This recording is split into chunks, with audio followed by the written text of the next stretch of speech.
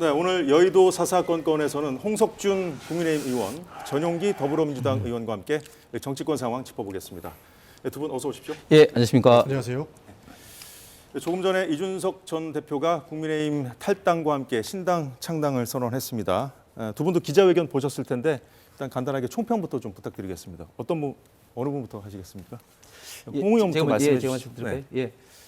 왠지 좀 쓸쓸한 기분이 좀 들더라고요. 원래 오늘 11시에 국회 소통관에서 이제 기자회견을 하려고 하다가 갑자기 상계동 본인 어떤 지역구 이제 숯불 갈비집으로 이제 바뀌었지 않습니까? 그러면서 원래 이제 같이 행동하리라고 봤던 이제 천하용인 네 분도 이제 참여하지 않았고 해서 왠지 좀 쓸쓸한 좀 모습이었는데 전체적인 어떤 그 연설의 핵심은 이제 타이틀은 이제 미래로라고 해서 어떤 본인이 했던 탈당과 특히 신당 창당의 어떤 명분을 많이 좀 이야기를 하려고 좀 했는데 결과적으로는 좀 양진영의 좀 어떤 갈등, 극단적인 갈등 이런 부분에 조금 좀 치중이 됐고 어떤 미래로 어떤 뭐 본인이 했던 신당 창당의 어떤 진정한 취지라든지 이런 모습은 좀 잘 보이지 않았고 특히 제가 조금 이해할 수 없는 게 본인이 이제 아마 김기현 대표인 것 같은데 김기현 대표로부터 뭐 총괄 선대위원장 제안을 받았다 이런 이야기를 기자들 그 일문답에서 했지 않습니까? 예, 그걸 공개한 의도도 있을 텐데요. 그러니까 어떻게 보십니까? 제가 볼 때는 이게 소위 말해서 정치의 어떤 상도위가 있는데 이런 식으로 공개를 한다는 것은 물론 이제 본인 입장에서는 그렇게 이제 그 국민의힘이 남을 수도 있지만 이렇게 나왔다는 어떤 탈당의 어떤 명분을 좀 더 이제 강하게 해서 말을 했겠지만 그러나 그런 어떤 좀 이야기를 좀 했는 것이 저는 전직 당 대표로서 그렇게 아름다운 모습으로 좀 보여지지는 않았습니다. 전용기 의원은 어떻게 보셨습니까? 뭐 어떠한 방식으로도 씁쓸하다라는 평가는 저도 동의하는 바입니다. 굉장히 좀 씁쓸했던 뒷모습을 보는 것 아닌가 하는 생각이 들었었고요. 사실 뭐 토사구팽을 당하는 잠룡의 모습도 좀 볼 수 있었습니다. 대선 전까지 그러니까 윤석열 대통령께서 취임하기 전까지만 하더라도 이준석 대표는 대한민국을 떠들썩하게 했던 정치인은 자명합니다. 실제로 많은 정치인들이 뭐 하지 못했던 젊은이들의 마음을 정확하게 읽어줬었고 그를 대변하는 모습 이런 것들로 사실 인기를 얻었습니다. 뭐 물론 안 좋은 부분도 있었습니다. 뭐 세대를 갈라치게 하고 그다음에 성별을 갈라치게 하는 모습도 보였지만 결국에는 그 권력을 가지고 있던 잠룡 중에 하나였는데 이렇게 권력을 잃고 토사구팽 당하는 모습을 봤을 때는 굉장히 좀 씁쓸했던 이런 모습들이 많이 보였다라고 말씀드릴 수 있겠습니다. 사실 네 가지로 이렇게 키워드를 분석을 하면 나는 오늘 탈당한다라고 하는 것과 그다음에 상계동을 지켰다라는 것, 그다음에 신당을 창당한다, 그리고 한동훈 비대위원장에게는 기대가 없다라는 것으로 네 가지 키워드로 분석이 되었는데요. 사실상의 본인의 신당의 명분을 조금이라도 축적하고자 국민의힘과는 선을 긋는 듯한 모습도 봤다, 이렇게 평가할 수 있을 것 같습니다. 네 가지 키워드 중에 어떤 부분을 가장 눈에 들어왔습니다. 사실 자기가 탈당한다 그리고 신당 차린다 이 두 가지 키워드 같은 경우에는 기존에 있던 내용들인 거죠. 그리고 상계동에서 나왔던 것은 많은 사람들이 그래도 정치적 도인은 지키려고 노력은 하는구나라는 것을 읽을 수 있을 것 같습니다. 그러나 한동훈 장관과는 언젠가는 만날 수 있다라고 계속적으로 손을 내밀지 않았습니까? 그러나 이제 한동훈 비대위원장이 되고 난 이후의 메시지들을 평가하고 이것들을 본인이 탈당하는 기자회견 문안에 담았을 것을 보면은 국민의힘과는 이제 정확하게 선을 긋고 내가 갈 길을 가겠다라고 했던 것으로 볼 수 있는 측면이어서 이 부분이 좀 관전 포인트였던 것 같습니다. 그렇습니다. 홍 의원 어떻게 보셨습니까? 오늘 그 당을 이렇게 떠나면서도 당을 향한 발언을 이어갔습니다. 그 한동훈 위원장을 향한 발언도 있었는데 이 대한민국 위기 속에서도 이 상대를 악으로 규정하고 청산하는 것을 소명으로 생각해서 그 방향으로 시민들을 이끌려 한다. 이건 뭐 누가 봐도 한동훈 위원장을 겨냥해서 한 발언 같은데 이 부분은 어떻게 보셨습니까?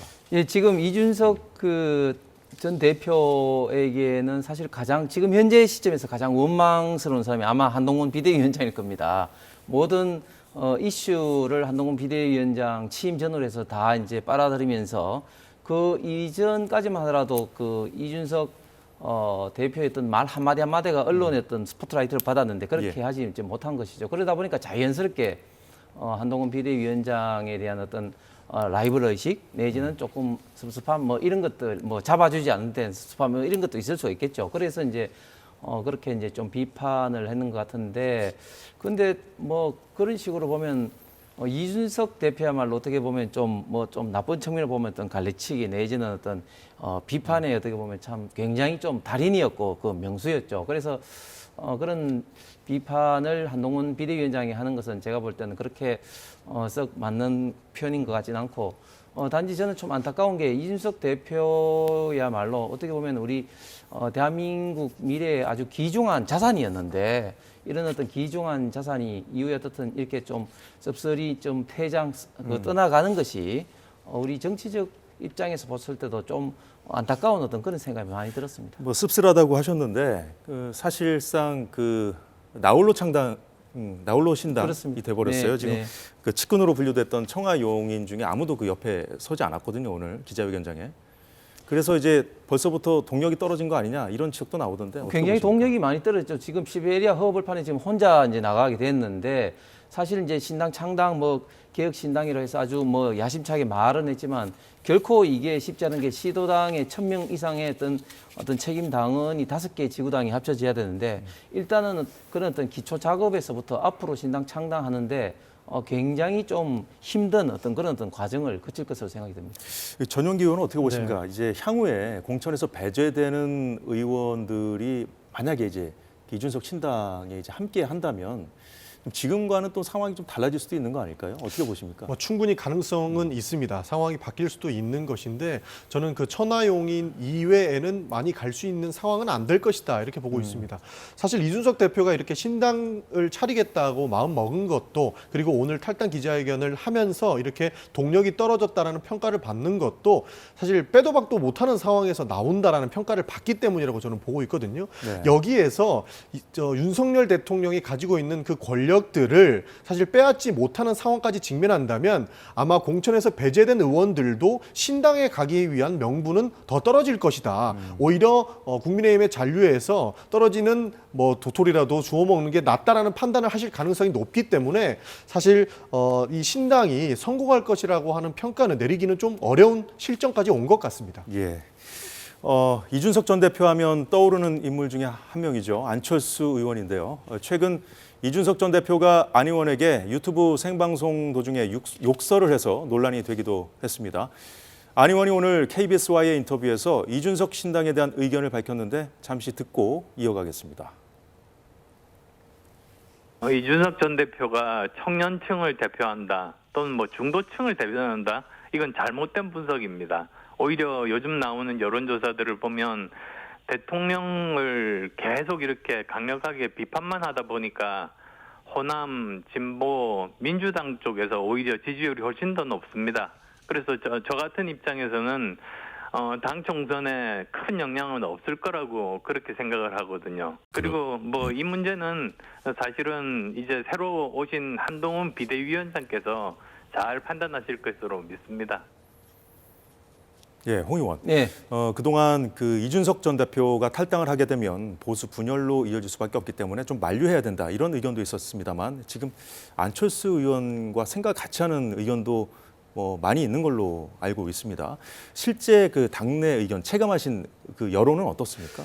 사실 저도 몇 달 전 방송만 하더라도 그 이준석 대표를 잡아야 된다고 이제 이야기를 좀 많이 했습니다. 그런데 최근에 굉장히 좀 당 내외 저희 당이나 윤석열 정부를 지지하는 어떤 입장에서는 이준석 대표를 바라보는 시각이 굉장히 많이 좀 악화가 되었습니다. 가장 대표적으로 어떤 기본적으로 안철수 의원이 난데없이 욕을 많이 지금 먹었죠. 뭐 복국집에서도 욕을 먹고, 또 유튜브에서도 뭐 욕을 듣고, 또 뭐 기자회견에서 환자에게 응급을 안 한다 그런 어떤 이야기도 하고, 특히 또 인류한 또 혁신위원장이 부산까지 내려갔는데도 불구하고 영어로 미스터 린턴이 그런 어떤 표현을 쓰고, 사실은 뭐 권력자에 대해서 좀 비판을 좀 일부 할 수 있습니다. 아무리 이제 여당이라 하더라도. 그럼에도 불구하고 어떤 동료 의원들이라든지 같은 진영에 있는 동료들을 그런 식으로 하는 것에 대해서는 저는 이준석 대표가 결정적으로 어떤 당 내외에 좀 비판을 자초한 것이 아닌가. 제가 봤을 때 이준석 대표의 가장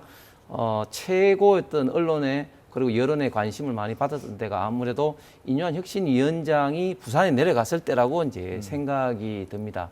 그런데 이제 그 이후에 이준석 대표를 바라보는 시각은 지금 굉장히 많이 좀 악화가 되었다. 그래서 예. 특히 한동훈 비대위원장이 들어오면서는 이제는 뭐 이준석 대표가 어떤 행동을 하더라도 이제 뭐 관심이 지금 없어질 정도로 이제 됐다는 것이 좀 이준석 대표의 어떤 쓸쓸한 어떤 뒷모습인 것 같습니다.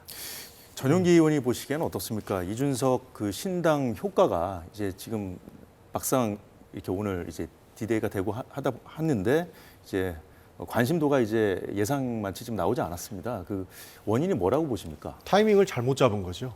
아직까지는 한동훈 비대위원장에 대한 기대감이 보수 진영에서 있기 때문에 지금 이준석 대표가 어떠한 역할을 하든 그 기대감을 누르고 가기에는 아직까지 좀 어려움이 있기 때문에 타이밍을 놓쳤다 이렇게 볼 수밖에 없을 것 같습니다. 지금은 국민의힘에서 이준석 대표를 어떻게든 누르고 저당은 잘 안 될 것이다라고 평가를 하고 있지만 앞으로의 한동훈 장관의 거취에 따라서 저는 평가가 충분히 바뀔 수 있다 이렇게 보고 있거든요. 예. 왜냐하면 한동훈 장관이 못하면 못할수록 이준석 대표의 신당은 뜰 수밖에 없는 그런 구조지 않습니까? 그런 측면에 봤을 때 앞으로 검증을 해보고 난 이후에 한동훈 장관의 역할론이 대두되고 그 이후에는 이준석 대표의 거취가 다시 한번 떠오를 날이 오지 않을까 싶습니다. 그 앞서 안철수 의원 발언 들어보셨는데 지금 이준석 전 대표를 지지하는 그 지지층이 호남, 진보, 민주당하고 오히려 겹친다. 이런 분석은 어떻게 보셨습니까? 뭐 충분히 그렇게 생각하고 싶은 내용은 알겠습니다만 윤석열 대통령을 지지하는 중도층도 눈을 돌렸다 이렇게 보기에는 어렵다고 생각을 하거든요. 그런 측면에서 안철수 의원은 지금 눈 가리고 몸을 낮추는 모습을 보이고 있기는 하나 상황을 객관적으로 보시려면 이준석 대표가 안고 있는 중도층에 대한 생각도 좀 하셔야 되지 않을까 저는 그렇게 생각합니다. 지금 뭐 전 의원이 앞으로 이제 한동훈 위원장이 하기 나름에 달려 있다. 이준석 신당이 앞으로 어떻게 잘 될지 못 될지는 뭐 이렇게 분석을 해줬는데 어떻게 들으셨습니까? 예, 맞는 말씀이죠. 사실은 이제 저희 당 지지의 구심력 역할을 하는 것이 결국 이제 한동훈 비대위원장을 중심으로 하는 어떤 지도부의 어떤 모습이 될 것이고 그걸 통해서 혁신하는 모습 그런 어떤 국민의힘의 어떤 모습을 이제 결국 이제 국민들이 지지를 하고 예. 그걸 좋아하게 된다면 자연스럽게 이준석 대표에 대한 관심은 떨어질 것이고 그렇지 않으면 대안으로 이준석 대표를 생각할 수가 있는데 그런데 이제 지금 상황을 보면 이준석 대표에 대한 어떤 관심 내지는 어떤 지지도 이런 것이 너무 지금 국회의원들은 물론이고 관련된 어떤 지지세가 너무 빈약한 상태에서는 앞으로 과연 이준석 대표가 국민의힘 지지층으로부터 다시 한번 관심을 받기에는 현재 상태는 굉장히 좀 어려워 보이는 게 어떤 구조적인 상황인 것 같습니다. 네, 잘 들었습니다. 어제 취임한 한동훈 비대위원장을 향해서 이재명 대표가 오늘 그 여당의 역할은 야당을 견제하고 감시하는 것이 아니라는 입장을 밝혔습니다. 그러자 한 위원장은 오늘도 민주당에 각을 세웠습니다. 관련 발언 들어보겠습니다. 지금은 윤석열 대통령과 국민의힘이 비상 상황이라고 해서 비대위원장이 되셨을 텐데 그러나 대통령과 국민의힘만의 위기가 아닙니다. 국가의 위기이고 민생의 위기라는 것입니다. 정권을 견제하는 것은 그리고 감시하는 것은 야당의 몫입니다. 여당이 야당을 견제하고 야당을 감시하는 것이 아닙니다. 여당이 집권당이라는 사실을 잊지 마시기 바랍니다. 검찰은 국민을 범죄로부터 지키는 국민들의 중요한 도구일 뿐입니다. 저는 어떤 특정한 정치적 목적을 위해서 국민의 자산이고 국민의 도구인 검찰을 악마하는 것은 국민들에게 피해가 가는 무책임한 행동이라고 생각합니다. 그동안에 저는 일방적으로 민주당에게 질문만 받아왔잖아요. 오늘은 제가 하나 물어보겠습니다. 민주당은 검사를 그렇게 싫어하면서 왜 검사도 아니고 검사 사칭한 분을 절대존엄으로 모시는 건지 저는 묻고 싶습니다. 네, 방금 들은 이재명 대표 발언은 586 청산론에 대해서 좀 우회적으로 비판한 발언으로 들립니다. 홍 의원께 좀 여쭤볼게요, 먼저. 한동훈 위원장이 어제 이게 취임과 동시에 586 청산론을 그 전면에 내세운 것, 전략적으로 어떻게 보셨습니까? 예, 일단 지금 국회 구조가 절대 다수가 지금 민주당인 이런 어떤 구조에서는 사실은 지금 윤석열 정부가 집권 여당이라고 하지만 사실상 할 수 있는 것들이 굉장히 한계가 있을 수밖에 없는 어떤 상황입니다. 그런 측면에서 어제 한동훈 비대위원장은 대한민국이 저출생이라든지 이런 많은 위기를 갖고 있어서 이런 어떤 정책을 해야 되는데 지금 민주당의 이런 어떤 일 때문에 지금 하지 못하는데 지금 민주당을 이제 들여다봤을 때는 사실은 진보가 갖고 있는 가장 강력한 무기가 도덕성이었는데 지금 386으로 대변됐던 운동권 세력이 지금 586까지 이르면서까지 보면은 과거의 어떤 도덕성은 이제 온데간데였고 많은 어떤 사법적인 어떤 문제가 있음에도 불구하고 어떤 이재명 대표의 어떤 방탄이라든지 이런 것 때문에 본인들의 어떤 잘못은 절대 인정하지 않고 끊임없이 여러 가지 그 집권 여당 정부에 대한 어떤 정치적 공세를 하고 있는 이런 상황에서 국민의힘이 압도하지 못하고 있다. 네. 그래서 결국은 총선에 있어서 가장 강력한 우리의 무기는 이제 도덕성이 돼야 된다. 그게 이제 불체포 특권을 비롯한 여러 가지 이야기를 했는데 네. 저는 비대위원장으로서 당을 대표하고 또한 또 대한민국의 미래를 어떤 이야기한다는 측면에서 있던 가장 중요한 어떤 포인트를 잡고 있는 것이 아닌가 생각합니다. 그 야당은 지금까지 정권 심판론을 이렇게 주창해 오지 않았습니까? 네. 이제 앞으로 더 강화해야 될 텐데 그 한동훈 위원장이 이제 운동권 청산론으로 이제 프레임 전환을 시도하려고 나서고 있지 않습니까? 그 야당은 전략적으로 어떻게 이거 여기 좀 맞받아치실 계획이신지요? 그러니까 여의도 사투리를 모른다고 하시더니 하루 만에 배웠습니다. 굉장히 좀 습득력이 빠르신 것 같은데요. 여의도 사투리를 좀 지양해 주셨으면 좋겠다는 말씀을 먼저 드리고 586 청산론 저는 동의합니다. 그것이 잘못됐다면 바꿔야 된다고 생각을 하고 민주당은 민주당 안에서 세대 교체를 이룰 테니 국민의힘은 국민의힘에서 알아서 했으면 좋겠다는 말씀을 먼저 드리고 싶습니다.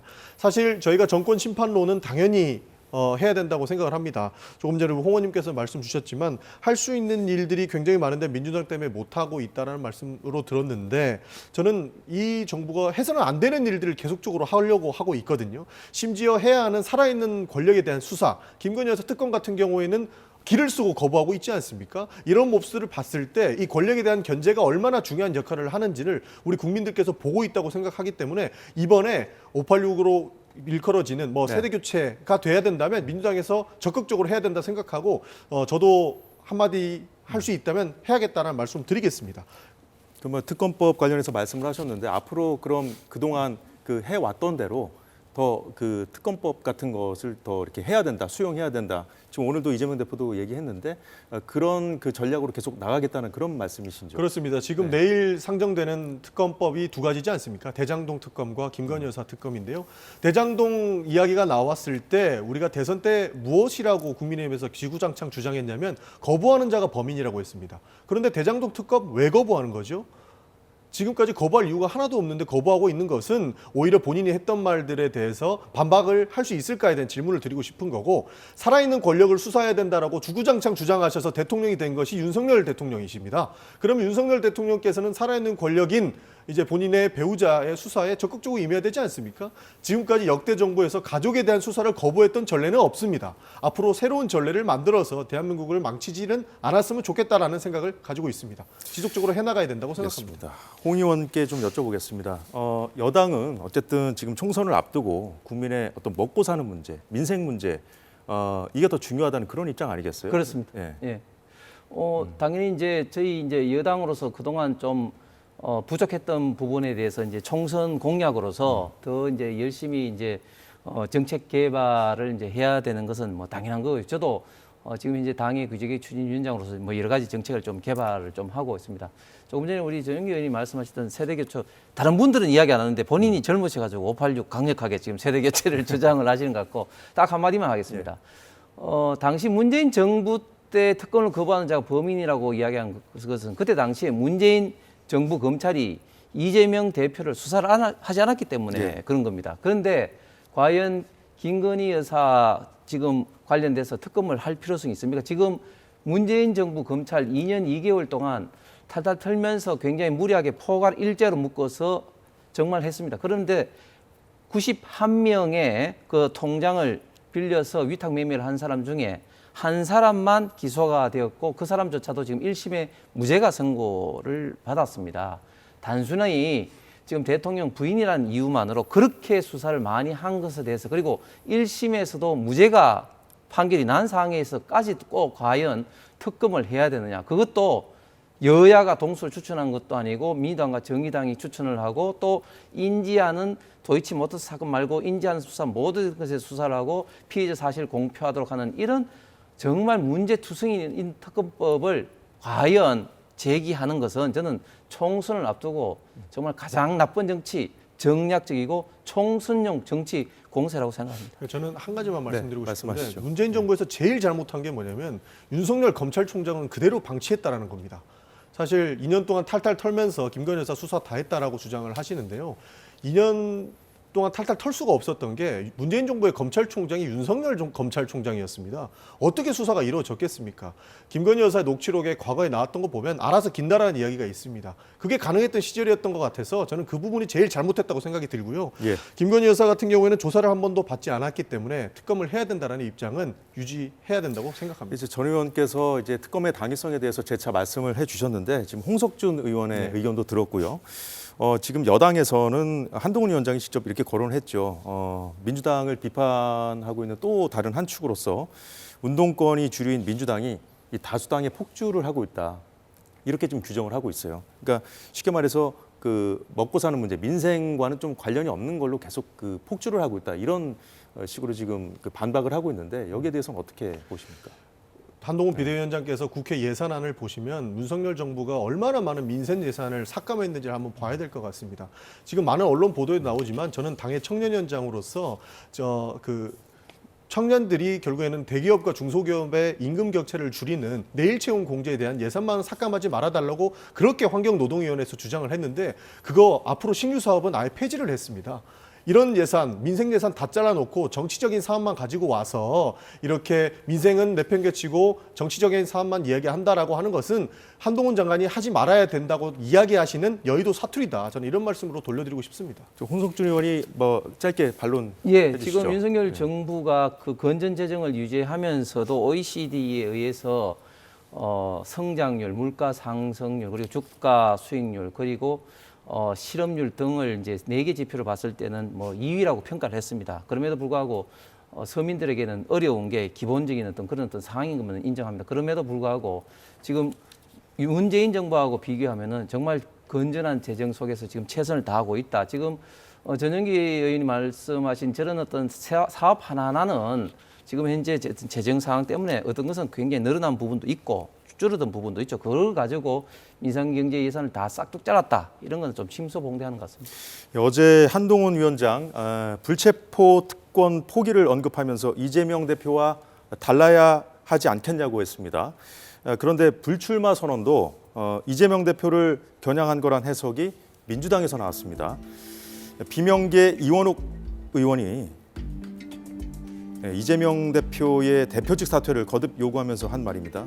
자, 이외에도 박용진 의원, 그 여당 혁신의 불이 민주당으로 옮겨 붙었다는 취지의 발언을 했고요. 전용기 의원께 여쭤보겠습니다. 네.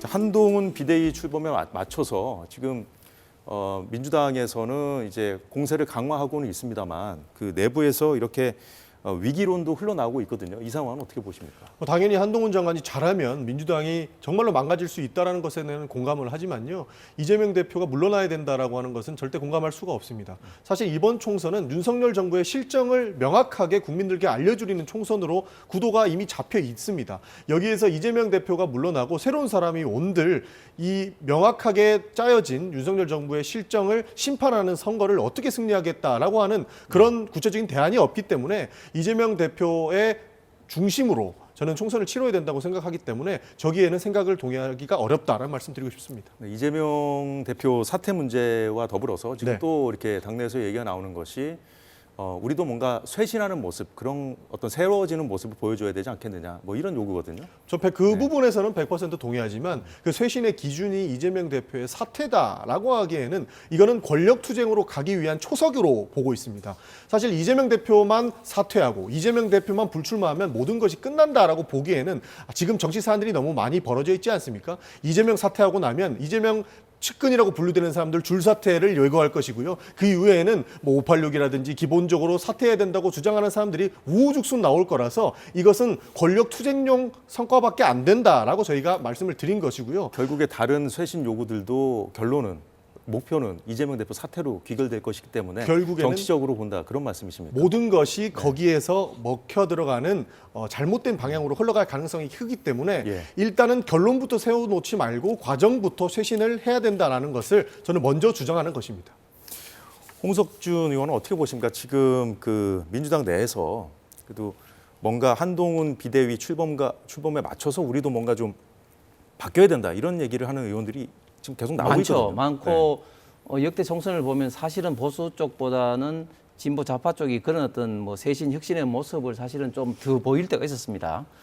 그런데 지금 민주당은 결코 하지를 못할 겁니다. 왜냐하면은 보통 혁신 쇄신이라는 게 크게 국회의원의 어떤 권한을 뭐 내려놓는 거라든지 공천에 있어서 어떤 도덕성을 뭐 강화하는 이런 어떤 모습을 보여주는 것이 통상적인 총선에 있어서 정당이 할 수 있는 가장 강력한 쇄신 혁신책인데 지금은 이재명 대표 개인을 물러나라 안 나라를 떠나가지고 네. 이재명 대표가 갖고 있는 여러 가지 어떤 사법적인 문제, 도덕적인 문제 이런 문제가 있다 보니까 그거보다 지금 현재 훨씬 정도가 약한 의원들을 쇄신 내지는 혁신할 수 있는 명분이 없는 거죠. 그래서 지금 거의 3분의 1, 4분의 1 이상의 지금 현역 민주당 의원들이 재판받거나 기소받거나 뭐 이런 어떤 사법적인 문제가 있는데 예전 같으면 잘 아시겠죠. 2015년도 문재인 당시 대표 시절에 민주당이 기소만 받아도 공천을 주지 않는 걸로 됐는데 그런 것들이 지금 이제 이재명 대표 체제에 들으면서 이재명 대표의 사법 리스크 때문에 다 없어지지 않습니까? 그렇기 때문에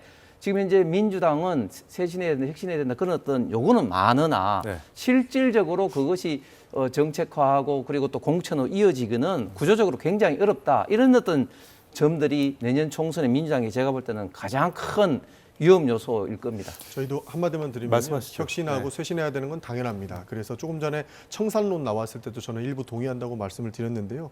사실 민주당도 더 쇄신해야 되는 부분에 대해서는 공감을 하지만 지금은 어려운 부분이라고 이 말씀을 드리는 이유도 조금만이라도 정상적인 정부의 상황이었다면 저는 가능하리라고 봅니다.